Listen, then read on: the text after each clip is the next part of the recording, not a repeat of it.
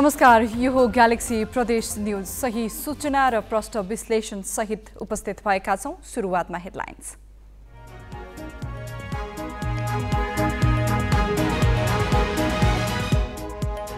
तिहारको चौथो दिन आज गाई पूजा नेवार समुदायमा महपूजाको रौनक। नेपाल सम्वत 1142 सुरु।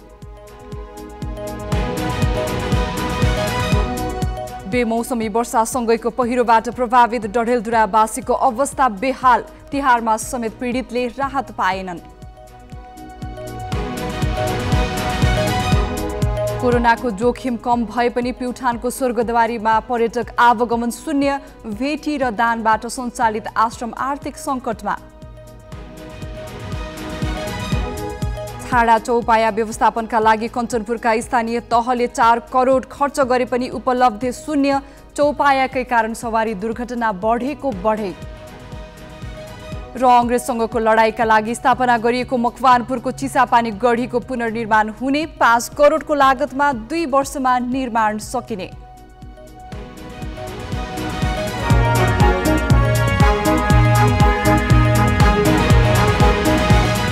कार्तिक शुक्ल प्रतिपदा एवं यमपञ्चक अर्थात् तिहारको चौथो दिन आज गाई गोरु र गोवर्धन पूजा गरी मनाइएको छ। गाईलाई गौ माताको रूपमा पूजा गर्ने प्रचलन रहेको छ। स्थानीय जातका गाईमा हुने जुरोले सूर्य र चन्द्रमाबाट ऊर्जाले दूध, गहुँत र गोबरका माध्यमबाट मानिसमा शक्ति दिने भएकाले गाईको महत्त्व छ भनी आधुनिक विज्ञानले पनि प्रमाणित गरेको छ। गाईको पूजा गरी आज मिठा मिठा परिकार खान दिएमा गाईबाट पाइने शुद्धता सधैँ प्राप्त हुने धार्मिक विश्वास छ। साउन शुक्ल पूर्णिमाका दिनमा बाँधिएको रक्षाबन्धनमा आज गाईको पुच्छरमा बाँधिएमा मृत्युपछि गाईले स्वर्ग जानका लागि बैतरणी नदी तारिदिने धार्मिक विश्वास समेत छ। वर्षभर जोतिएर मानव हितका लागि सेवा गर्ने गोरुहरूलाई पनि आज पूजा आजा गरी मिठा मिठा खानेकुरा दिने प्रचलन छ। गोरुलाई देवाधिदेव महादेवको वाहन अर्थात् साढेका रूपमा पनि पूजा गर्ने परम्परा छ। त्यस्तै आजै गोवर्धन पूजा पनि हो। आँगनमा लिपोत गरी गाईको गोबरको पर्वत बनाई त्यसलाई गोवर्धन पर्वत मानी पूजा गर्ने गरिन्छ। द्वापर युगमा श्रीकृष्णले हत्केलाले गोवर्धन पर्वत उचाले गोकुलवासीलाई मुसलधारे वर्षाबाट बचाएको सम्झनामा गोवर्धन पर्वतको पूजा गर्ने प्रचलन बसेको हो। नेवार समुदायमा भने आज महपूजा गर्ने प्रचलन रहेको छ।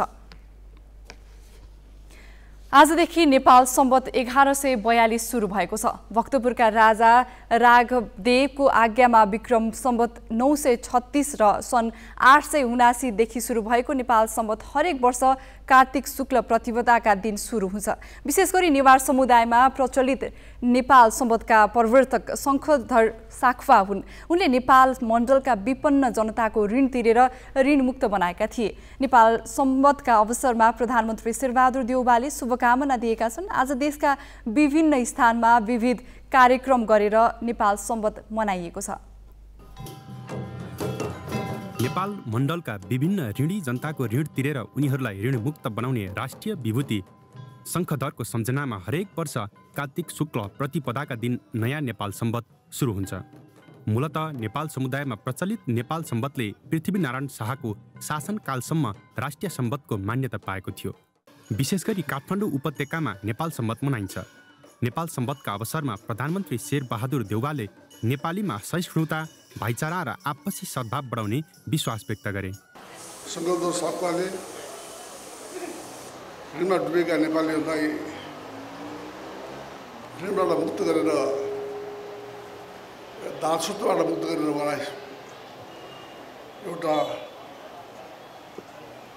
जनतालाई ऋणमा तिर्न नसकेर ऋणमा भएकालाई मुक्त गरेर उहाँले धेरै ठुलो ऋणमुक्त गरेर धेरै ठुलो उदाहरण दिनुभएको छ। सांस्कृतिक झाँकी सहितको र्यालीपछि आयोजित कार्यक्रममा काठमाडौँ महानगरपालिकाका मेयर विद्यासुन्दर साक्यले नेपाल सम्वत क्यालेन्डर सरकारी काम कारबाहीमा प्रयोग नभएको बताए। नेपाल सम्वत प्रशासनमा अलिकति गाह्रो भइरहेको छ। दैनिकीमा सबैले प्रयोग गरिरहेको छ, सम्पूर्ण नेपालले प्रयोग गरिरहेको छ। अब प्रशासनिकमा कहिलेकाहीँ के हुन्छ टुटफुट हुने, कहिले डोरिने, कहिले टुटै हुने। तर हाम्रो प्रशासनिक काममा चाहिँ त्यो भयो भने क्यालेन्डर हेर्नुपर्ने। अझ कम्प्युटरको जमानमा त्यो सबै सेट नभइसकेको हुनाले जसरी विक्रम सम्बन्ध ईस्वी सम्बन्ध व्यावहारिकमा सजिलो छ नि, तर सजिलो भएर हामीले विक्रम सम्बन्ध पनि छोडेका छैनौँ, यो नेपाल सम्बन्ध पनि छोडेका छ, छोड्नु पनि हुँदैन। गरिब जनताको ऋण मोचन गराई सामाजिक सेवाको उत्कृष्ट नमुना प्रस्तुत गरेको र नेपालमा मौलिक सम्मत चलाएको कदर स्वरूप 2056 सालमा तत्कालीन प्रधानमन्त्री कृष्ण प्रसाद भट्टराईले साख्वालाई राष्ट्रिय विभूति घोषणा गरेका थिए। सबभन्दा ठुलो यो महत्त्वपूर्णको कुरा छ, किनभने नेपाल सम्मत राष्ट्रिय सम्मत हामी भन्ने छौँ। किन भन्दाखेरि यो सम्मतमा चाहिँ मतलब शङ्करधर शाखा भन्ने व्यक्तिले यो चाहिँ जुन आफूसँग भएको पैसाबाट सुन बेचेर जनताको सबै ऋण मुक्त गरिदिएको यो इतिहासमा साक्षी छ। हामीसँग शिलापत्रहरू छन्, धेरै चाहिँ मतलब साक्षी पनि छन्। यसमा चाहिँ प्रमाणित भएको कुरा चाहिँ हामीले भइसकेको हुनाले साँच्चै भने यो नेवारहरूको सम्मत भन्ने जुन नेपालीहरूको प्रचलन छ त्यो गलत हो। राष्ट्रिय विभूति शङ्खधरको सम्मान स्वरूप आज देशका विभिन्न स्थानमा हर्ष उल्लासका साथ नेपाल सम्वत मनाइएको छ। क्यामेरामा सबिन महर्जनका साथमा कमल विष्ट, ग्यालेक्सी फोके, काठमाडौँ। असोज 31 देखि कार्तिक 3 सम्म परेको अविरल वर्षाले डडेलधुरामा ठूलो क्षति गरेको छ। पहिरोका कारण 3 जनाको ज्यान गएको थियो, तर पहिरो प्रभावित डडेलधुरावासीको अवस्था भने बेहाल छ। तिहारको समयमा समेत उनीहरूले राहत पाएका छैनन्।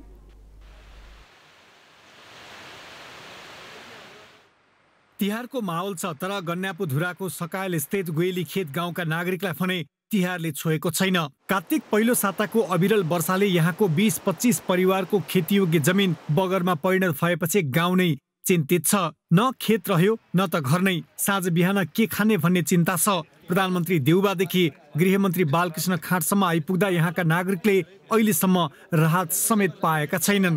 क्षतिको खोला आयो, पराल पनि लग्यो, खेती पनि हाम्रो गोधरा पाड्यो। यो खेत हो कि होइन भन्ने तयको चिन्ह केही पनि राखेको छैन। ढुम्मा मुना सब गधरिरहेछ। त्यसरी आयो केही सरकारले केही हामीलाई ग्राहक दिन्छ कि हाम्रो केही खेत माटो ढुम्मा फालेर हुन्छ कि भनेर हामी पनि आशामा, हजुरको आशामा बसेका छौँ। गन्यापुधुराका 20-25 परिवारको 35 रोपनी जमिन बगरमा परिणत भएको छ। क्षतिको अनुगमन गर्न प्रधानमन्त्री देउबा डडेलधुरा पुगेका थिए। बुधबार गृहमन्त्री खाँट समेत आए, तर क्षतिको अनुगमन गरेनन्। टाटा बाठा बाहेक वास्तविक पीडितले त मन्त्रीको न कुरा सुन्न पाए न त अनुहार नै देखे। देउबाको गृहपालिकामा मात्रै 1 करोड भन्दा बढीको क्षति भएको भन्दै गाउँपालिकाले गृहमन्त्रीलाई विवरण पेश गरेको छ। ज्ञापन पत्र चढाए र यी जुन चाहिँ यो तुरुन्त विस्थापित गर्नुपर्ने, व्यवस्थित गर्नुपर्ने बस्तीहरू छन् उहाँहरूलाई बसोबासको व्यवस्था गरिदिनु हुनु र यहाँ भएको यो क्षतिको राहतको तत्कालै व्यवस्था गरिदिनु हुनु। मैले गन्यापुधुरावासीको तर्फबाट यो ज्ञापन पत्र चढाएँ। धन्यवाद। जय नेपाल। क्षतिको अनुगमन गर्न प्रधानमन्त्री मन्त्री जोसुकै आए पनि पीडितले भने राहत समेत पाएका छैनन्। लाखौं रुपियाँ खर्च गरेर हेलिकप्टर चार्टर गर्नुभन्दा राहत पाए यहाँका जनता आभारी हुने थिए।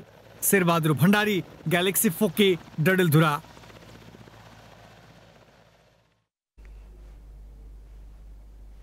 सुङ्खुवा सभाको सिलिचोङमा पहिरोबाट विस्थापित भएकाको 1 वर्षसम्म पनि पुनर्स्थापना हुन सकेको छैन। सिलिचोङ गाउँपालिकाको सिसुवा खोलामा पर्ने बेसिन्दा र चेप्चेवाका बासिन्दाको 1 वर्षसम्म पनि पुनर्स्थापना हुन नसकेको हो। स्थायी पुनर्वास नहुँदा बेसिन्दा र चेप्चेवाका पहिरो प्रभावित 106 घर परिवार निराश हुन थालेका छन्। एकदम चाँडोभन्दा चाँडो यहाँका जनप्रतिनिधि लगायत सम्पूर्ण यहाँ इच्छुक दाताहरू र जनप्रतिनिधिहरू नै सर्वप्रथम त उहाँहरूले सबभन्दा चाँडोभन्दा चाँडो स्थायी पुनर्वास अगाडि बढाओस् भन्ने मलाई लाग्छ। सकभर अब चाँडोभन्दा चाँडो अब प्रक्रिया चाहिँ नि अब भइदिएदेखि छिटै अब सरकारले चाहिँ नि अब जग्गा खरिद गरिदिएदेखि चाहिँ नि अब हामी त्यहाँनिर चाहिँ आफ्नो हिसाबले अस्थायी छाप्रोहरू बनाएर बस्ने अब हामीले सोच त बनाइरहेछौँ, तर पनि अब सरकारी काम हो, एउटा कुरा हो, प्रक्रियाको कुरा हो। अब विभिन्न कारणले गर्दाखेरि चाहिँ अब अत्यन्तै लामो भइरहेछ। सिलिचुङ गाउँपालिकामै बस्न चाहनेहरूको नाममा कार्तिकभित्र जग्गा पास गर्ने गरी तयारी सुरु गरिएको छ। त्यसका लागि गाउँपालिका तथा जिल्ला विपद व्यवस्थापन समितिले आवश्यक पहल गरिरहेका छन्। बेसिन्दाका 25 घर परिवारलाई चिन्ने गाउँमा र चेप्चुवाका 12 घरलाई बखलटुममा स्थानान्तरण गर्ने गरी जग्गा हस्तान्तरण गर्न लागि हो। कोरोना भाइरसका कारण पर्यटन क्षेत्र ठप्प जस्तै छन्। कोरोना महामारी फैलिन नदिन गरिएको लकडाउनका कारण प्युठानको स्वर्गद्वारी पनि ठप्प रह्यो। कोरोनाका कारण आन्तरिक तथा बाह्य पर्यटकको आवागमन रोकिँदा स्वर्गद्वारी आश्रममा समस्या उत्पन्न भएको छ। भेटी र दानबाट चलेको स्वर्गद्वारीमा पर्यटक आगमन रोकिँदा आश्रम आर्थिक सङ्कटमा पर्न थालेको छ। प्रसिद्ध धार्मिक तथा पर्यटकीय तीर्थस्थल मध्ये एक हो स्वर्गद्वारी। यो समय स्वर्गद्वारीमा निकै चहल पहल हुने गर्दथ्यो, तर कोरोना भाइरसका कारण स्वर्गद्वारी आश्रम सुनसान जस्तै छ। आश्रममा आन्तरिक तथा बाह्य पर्यटक नआउँदा आर्थिक सङ्कटको चपेटामा पर्न थालेको छ। यहाँ स्वदेश तथा विदेशबाट घुम्न तथा पाठ पूजा गर्न हजारौं भक्तजनहरू आउने गर्दछन्। यो मन्दिर दर्शनार्थीबाट उठेको भेटी र उनीहरूले गरेको दानको भरमा चल्दै आएको छ। तर कोरोनाका कारण भारतीय पर्यटक तथा तीर्थालु नआउँदा आश्रम सञ्चालनमा समस्या भएको छ। भक्तजनहरूले चढाए पैसा थिए, तिनी पैसा चाहिँ दान बेत्तामा राखेर यहाँ स्थानीय व्यक्तिका एउटा साँचो हुन्छ, यहाँको प्रमुखसँग एउटा हुन्छ, प्रशासनसँग एउटा हुन्छ हैन। यसै आर्मीसँग पुलिससँग चाहिँ साँचो राखेर 3 साँचे 4 साँचेको हाम्रो दानपत्र छ। त्यो दानपत्र पैसा जम्मा गरिन्छ अनि सबै जुटेर त्यो सङ्कलन गरिन्छ र त्यो पैसा लिएर बैंकमा राखिन्छ। त्यो बैंकमा राखेर त्यही लिएर यहाँ चलाउने गरेको थियो। त्यो पहिले राखेको पैसाले चाहिँ नि पोहोरको यो 2 वर्षको लकडाउनमा त्यही पैसा निकालेर तलब दिइयो, त्यही पैसाले चामल किनेर खाइयो, त्यही पैसाले खर किन्यो, त्यही पैसाले घाँस किन्यो, पराल किन्यो, चाहिँ आजसम्म त्यही पैसाले हामीले चलाइराख्यौँ। आश्रममा 150 कर्मचारी र संस्कृत पढ्ने 85 जना बटुक छन्। विद्यार्थी, आश्रम, साधु सन्त र ब्राह्मणका लागि दैनिक 200 जनाको लागि भोजन तयार हुने गर्दछ। आश्रममा वेद पाठशाला समेत सञ्चालनमा छ। आश्रमले बटुक तथा शिक्षकलाई खाना, आवास र तलब बिहोर्ने गर्दछ। आश्रममा आर्थिक सङ्कट आउन थालेपछि कर्मचारीलाई तलब कसरी दिने भन्ने चिन्ता बढेको छ। बैंकको पैसा पनि आश्रम लिएर सिद्धियो। अबदेखि बैंकमा राख्ने पैसा पनि छैन। अब कर्मचारीहरूले तलब केयर दिने हो, यहाँका पूजा गर्ने पुजारीहरूले तलब केयर खुवाउने हो र एक कसरी धान्ने हो। अब यसको लागि के गर्ने हो त? अब हामीहरूले कहाँ भन्नुपर्ने हो, के गर्ने हो भनेर हामीहरू निकास खोज्दैछौँ। स्वर्गद्वारी आश्रमको प्युठानमा 26,000 भन्दा धेरै रोपनी र दाङमा 1012 बिघा जग्गा छ। ती जग्गाको मालपोत कर आश्रमले तिर्दै आएको छ। तर जग्गा प्रयोग बापत मोहीले आश्रमलाई केही पनि बुझाउँदैनन्। स्वर्गद्वारीको नाममा कागजपत्र भए पनि आश्रमको जग्गा अतिक्रमण गरी मानिसहरूले धमाधम घर बनाइरहेका छन्। जग्गाको विषयमा विभिन्न समयमा सर्वोच्च अदालत, उच्च र जिल्ला अदालतले आश्रमको पक्षमा फैसला गरेको थियो, तर फैसला कार्यान्वयनमा अहिलेसम्म आउन सकेको छैन। हिन्दू धर्मावलम्बीहरूको पवित्र स्थल आर्थिक सङ्कटमा पर्नु पक्कै पनि राम्रो होइन। आश्रमले बेहोर्दै आएको आर्थिक सङ्कटलाई हल गर्न तिनै तहका सरकार लाग्न आवश्यक छ। अतिक्रमणमा परेको जग्गा प्रयोग गर्न पाए कोरोना कालका जस्ता आर्थिक सङ्कटको सामना गर्न आश्रम सक्षम हुने देखिन्छ। राजेश जोशी, ग्यालेक्सी फोगे, स्वर्गद्वारी, प्युठान। छाडा चौपाया व्यवस्थापनका लागि कञ्चनपुरका स्थानीय तहले करिब 4 करोड रुपैयाँ खर्च गरेका छन्। तर छाडा चौपाया व्यवस्थापन गर्न नसक्दा उपलब्धि शून्य जस्तै भएको छ। छाडा चौपायाको उचित व्यवस्थापन नहुँदा एकातिर सवारी दुर्घटना बढिरहेको छ भने अर्कातिर गाई बस्तुले किसानले लगाएको अन्नबाली सखाप पार्ने गरेका छन्।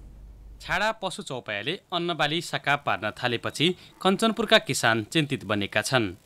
स्थानीय सरकारले छाडा चौपाया व्यवस्थापन गर्न नसक्दा आफूहरू रातभर जागराम बसेर अन्नबालीको रेखदेख गर्नु परेको उनीहरूको गुनासो छ।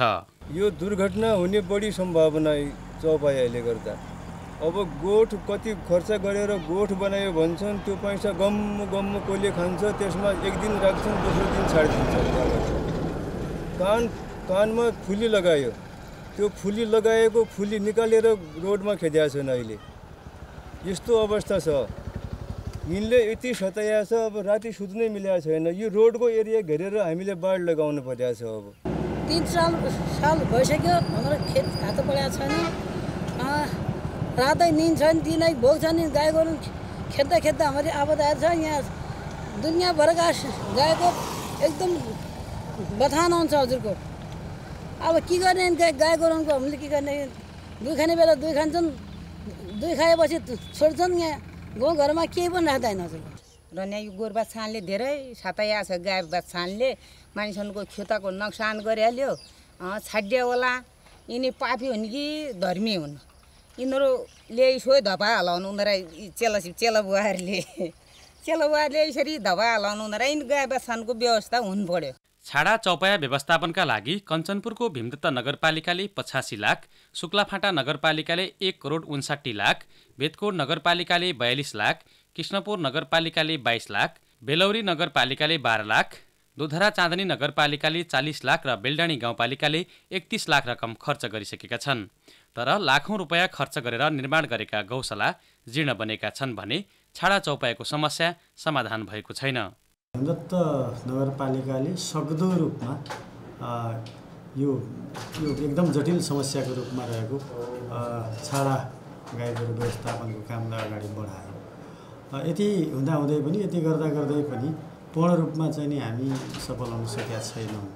अब यसको कारण के भने एउटा हाम्रो मनस्थिति हाम्रो प्रवृत्तिमा पनि हामी जो गाईबस्तुहरू वर्षभरि हामी दुध दुन्छौँ खान्छौँ अनि त्यसपछि त्यो दुध बन्द भयो भने त्यसलाई हामी छोडिदिन्छौँ र यो प्रत्येक आम नागरिक प्रत्येकले चाहिँ नि यसमा सजग हुनु र आफ्नो व्यवस्थापन आफैले गर्नुपर्ने अनिवार्य आवश्यकता हो। कञ्चनपुरका 7 स्थानीय तहले छाडा चौपाया व्यवस्थापनका नाममा 3 करोड 81 लाख रकम खर्च गरेका छन् भने लालझाडी गाउँपालिका र पुनर्वास नगरपालिकाले छाडा चौपाया व्यवस्थापनमा कुनै चासो नै दिएका छैनन्। करिब 4 करोड रकम खर्च गरेर पनि छाडा चौपाया व्यवस्थापन हुन नसक्दा स्थानीय तहको लगानी बालुवामा पानी जस्तै भएको छ। क्यामेरामा भुवन चन्दका साथ ज्ञानेन्द्र महता, ग्यालेक्सी फोके, कञ्चनपुर। जीवन्त इतिहास बोकेको मकवानपुरको चिसापानी गढीको पुनर्निर्माण हुने भएको छ। मकवानपुरको भीमफेदी गाउँपालिकामा रहेको चिसापानी गढीको पुनर्निर्माण हुने भएको हो। 2080 कार्तिकभित्र पुनर्निर्माण सम्पन्न हुने यो गढी तत्कालीन अङ्ग्रेजसँग लडाईँ गर्नका लागि स्थापना गरिएको थियो। त्यसबेलाका युद्धमा प्रयोग भएका यस्ता हात हतियारहरू खुला आकाशमुनि रहेका छन् र यसको संरक्षणको खाँचो छ। भीमफेदी गाउँपालिकाले यसको संरक्षणका लागि पूर्वाधार विकास गर्न भन्दै अघि बढेको छ, आफ्नो बजेट छुट्याएको छ। त्यतिबेला लडाईँ गर्नका लागि ल्याइएको काली तोप, विभिन्न साना तोप र बारुद अहिलेसम्म पनि खुल्ला आकाशमुनि छन्। तर अब गढी पुनर्निर्माण हुने भएको छ। आउँदो पुस्ताले पनि हाम्रो इतिहास बुझ्न पाउन् भन्ने उद्देश्यले गढी पुनर्निर्माण गर्न लागि हो। गढी पुनर्निर्माणका लागि करिब 5 करोड लागत अनुमान गरिएको छ। गाउँपालिकाले अगुवाई गरेर संस्कृति पर्यटन मन्त्रालय र हाम्रो सहलगानीमा यो गढीको पुनर्निर्माण हुँदैछ। यो वर्ष हामीले पुरातत्व विभागको समेत सहमतिमा झन्डै 5 करोड रुपियाँको यो काम यो वर्ष सुरु हुन्छ र यसको झन्डै 28 करोड जतिको मास्टर प्लान निर्माण भइसकेको सन्दर्भ हो। नेपाली सेनाका प्रधान सेनापति प्रभुराम शर्माले पुनर्निर्माण कार्यको शुभारम्भ गरेका छन्। गढी परिसरमा बटुक भैरव मन्दिर पनि छ। नेपाली सेनाको बटुक दल गुल्म यही मन्दिरको नाममा स्थापना भएको हो। अहिले मन्दिर बेबारिसे छ। त्यतिखेर चाहिँ यसमा कालो भैरव स्थापना गर्नुभएको छ, यहाँ सिल मार्नुभएको छ। यो भित्र के छ भन्ने कुरो थाहा छैन। मकवानपुर सहित यस क्षेत्रमा प्रशासनिक मुकामका रूपमा चिसापानी गढी नै थियो। 2018 सालसम्म यस गढीमा बडा हाकिम प्रमुख अधिकारी थिए। उनको निवास, कार्यालय, ब्यारेक लाइन, जेल, भन्सार कार्यालय र चेकपोस्टहरू यहाँ थिए। अहिले ती सबै जिउँडा छन्। यसरी ऐतिहासिक धरोहरहरूलाई स्थानीय स्तरबाट पनि जगेर्ना गर्नका लागि जुन पहल भएको छ आजबाट, यो पक्कै पनि सराहनीय कुरा हो। यसरी आफ्ना पूर्वजहरूले, आफ्ना पुर्खाहरूले देशका लागि दिएको योगदानको विषयमा पनि आगामी पुस्ताहरूले, आउँदो पुस्ताहरूले अवश्य पनि सम्झनेछन् र मूल्याङ्कन गर्नेछन्। थारू समुदायको मेडरी नाच लोप हुने अवस्थामा पुगेको छ। दैवी शक्तिमा आधारित मेडरी नाच विशेष गरी दशैं, तिहार लगायतका पर्वमा नाच्ने गरिन्छ। बुबाको मुख हेर्ने औँसीदेखि सुरु हुने यो नाच प्रत्येक वर्ष हरिबोधनी एकादशीसम्म जारी रहन्थ्यो। तर पछिल्ला पुस्ताले चासो नदेखाउँदा मेडरी नाच लोप हुँदै जाने क्रममा रहेको थारू अगुवाहरूको ठम्याइ छ। यो 2 गाउँमा मात्र सीमित छ। अरू 10-12 गाउँको यो सीताहरण मा आधारित नाच सबै लोप भइसकेको छ र अहिले यो 2 गाउँमा मात्र पनि जोगाइराख्न, बचाइराख्न धेरै कठिन भइरहेको छ। मेडरी नाच कृष्ण लीलामा आधारित भवरा नाच, महाभारतमा आधारित महाभार नाच र रामलीलामा आधारित सीताहरण नाच गरी 3 प्रकारको हुन्छ। यसमा कम्तीमा 100 र बढीमा 150 जना गोलाकार रूपमा नाच्ने गर्छन्। मेडरी नाच्दा मादल, झ्याली, तरुवा र लट्ठीको प्रयोग गरिन्छ। परम्परागत ढङ्गले देउसी भैलो मनाउने क्रम कम हुँदै जाँदा तनहुमा चाडपर्वको समयमा मादलको बिक्री घटेको छ।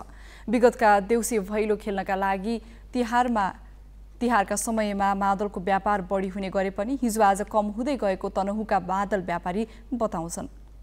अब जहाँ पनि रमाइलो गर्दाखेरि मादल नै थियो के अरे माध्यम रमाइलो गर्ने मादल नै बजाउँथे अनि राम्रो थियो पहिला व्यापार। अहिले चाहिँ अब उफार बजाउने मादल बनाउने पेसामा ज्यादै न्यून मानिसको सहभागिता छ। नयाँ पुस्तालाई मादल बनाउने पेसाले आकर्षित गर्न सकेको छैन।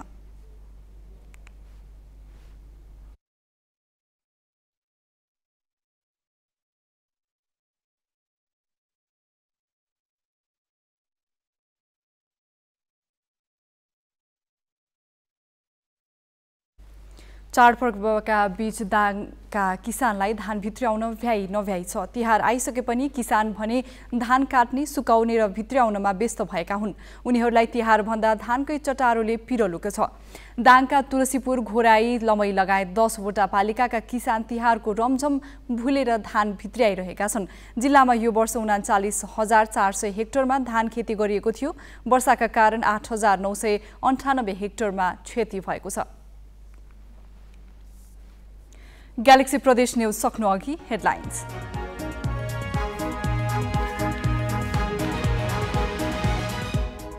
तिहारको चौथो दिन आज गाई पूजा, नेवार समुदायमा महपूजाको रौनक। नेपाल सम्बत 1142 सुरु।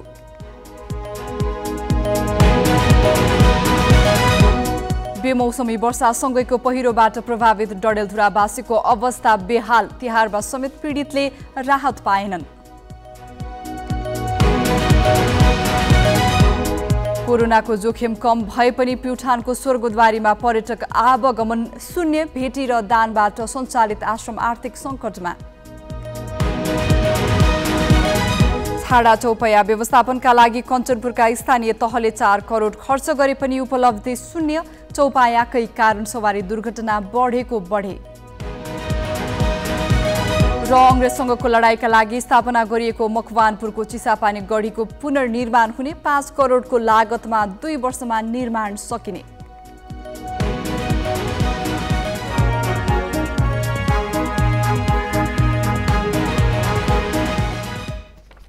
ग्यालेक्सी प्रदेश न्यूज अहिलेलाई सकियो। नमस्ते।